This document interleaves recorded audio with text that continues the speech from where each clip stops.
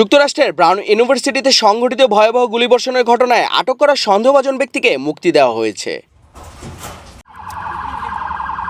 Road island অঙ্গরাজ্যের Providence পুলিশের প্রধান কর্নেল অস্কার প্যারেজ জানিয়েছেন, আটক ব্যক্তির বিরুদ্ধে অভিযোগ গঠনের মতো পর্যাপ্ত প্রমাণ পাওয়া যায়নি। রাজ্যের অ্যাটর্নি জেনারেল পিটার নেরনহা বলেন, তদন্ত এখন ভিন্ন দিকের ইঙ্গিত মিলছে।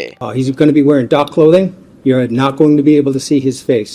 Dark gray or black clothing. And some of the witnesses have also told us that he may have been wearing a camouflage gray mask. That is unconfirmed.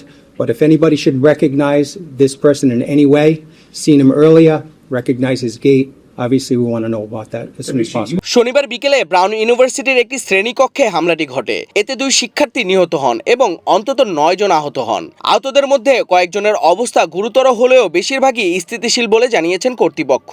Police জানিয়েছে, CCTV ফুটেজে যাকে সন্দেহভাজন হিসেবে দেখা যাচ্ছে, আটক ব্যক্তির সঙ্গে তার মিল পাওয়া যায়নি। ফুটেজে দেখা যায় হামলাকারী কালো পোশাক পরে ঘটনাস্থল ত্যাগ করছে। ঘটনার পর ক্যাম্পাস জুড়ে নিরাপত্তা জোরদার করা হয় এবং প্রায় 2000 শিক্ষার্থীকে নিরাপদ স্থানে সরিয়ে নেওয়া হয়। এখনও ক্যাম্পাসের কিছু এলাকা ঘিরে রাখা হয়েছে। ব্রাউন ইউনিভার্সিটির প্রেসিডেন্ট ক্রিস্টিনা প্যাকসন বলেন, নিহত শিক্ষার্থীদের পরিবারকে সর্বাত্মক সহায়তা দেওয়া হচ্ছে। তিনি শিক্ষার্থী ও স্থানীয় বাসিন্দাদের সহানুভূতির জন্য কৃতজ্ঞতা জানান।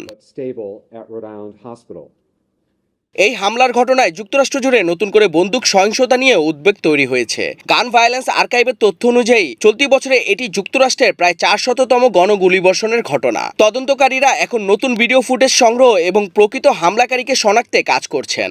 If you're not home at this time, we would encourage you not to return to your homes.